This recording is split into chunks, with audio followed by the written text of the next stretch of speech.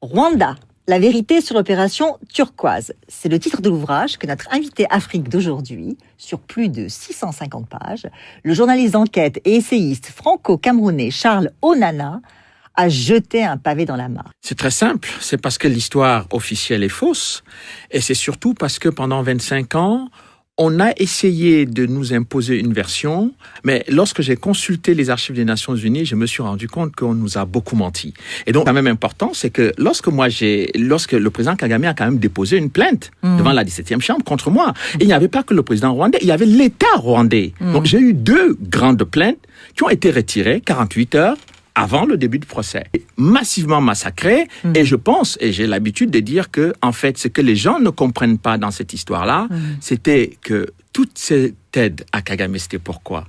C'était pour obtenir les mines de coltan et des diamants à l'est du Congo. Parce que les gens ne comprennent pas. Et, bon, on reste sur le massacre, etc.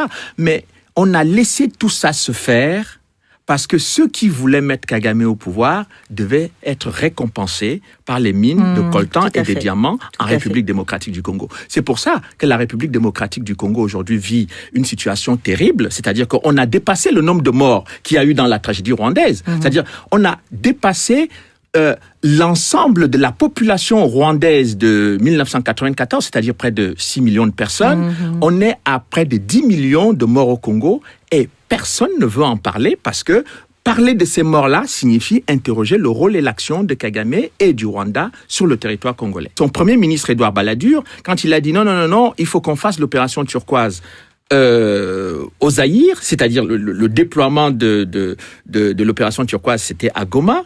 Mais le premier ministre Balladur n'a pas compris que, en fait, Goma était l'aéroport international du trafic de diamants et de coltan que ceux qui avaient placé Kagame au pouvoir allaient utiliser après pour exploiter les ressources du Zaïre. Voilà la stratégie qui a été utilisée. Et quand on ne comprend pas cette interaction entre les mines de coltan et de diamants et de tous les minerais de l'Est du Congo, on ne comprend pas ce qui se passe sur ce qu'on va appeler le génocide au Rwanda. Le politique, c'est qu'on comprenne que la prise de pouvoir de Kagame est liée au renversement de Mobutu, puisqu'en 97, c'est Kagame qui vient renverser le maréchal Mobutu avec l'aide des États-Unis et de l'Ouganda. Qui, soit dit en passant, beaucoup de Congolais ont toujours soutenu cette thèse et ne sont pas du tout entendus jusqu'à présent. Mais aujourd'hui, ils ont des éléments de preuve. C'est-à-dire que...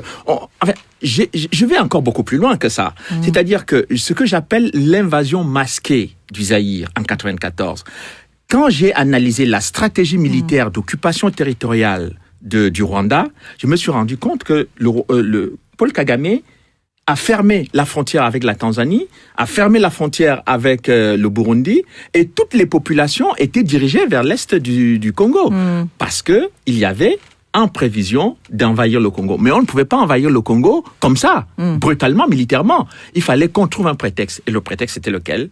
Qu'il y a des génocidaires qui sont réfugiés à l'est du Congo. Tout à fait. Et depuis plusieurs années, les génocidaires se trouvent autour des mines de diamants et de coltan de la République démocratique du Congo, dans lequel on trouve de nombreux rapports des Nations Unies qui démontrent que le Rwanda pille les richesses du Congo et vend le coltan à Kigali. D'accord. Alors quand même, le Rwanda est présenté comme un modèle pour l'Afrique. Il en est un sur le plan économique. Non, mais ça, c'est de la propagande d'ailleurs. Ce qui serait intéressant, c'est qu'on sache d'où... Écoutez, quand on me parle du Ghana, on me dit que le Ghana est un pays qui se bat, mais parce que le Ghana travaille qu'avec ses ressources. Le Ghana ne va pas piller les ressources de son voisin. Bon, alors, le Rwanda, il faut qu'on nous dise d'où viennent les ressources du Rwanda pour faire ce qu'ils sont en train de faire au Rwanda. Je pense que ce soit les Occidentaux ou les Africains qui prennent le Rwanda comme modèle, il faut qu'ils demandent clairement d'où viennent les ressources du Rwanda pour construire ce pays. Si on viole les femmes à l'est de la République démocratique du Congo et qu'on se tait, si on massacre les populations civiles, si on utilise les enfants dans les mines de diamants et de coltan, si chaque jour les populations congolaises sont en instabilité permanente jusqu'à la tête du pays, parce que le Rwanda mène des incursions qui sont aujourd'hui démontrées par la MONUC, je pense que ce n'est pas très sérieux, ce n'est pas très correct.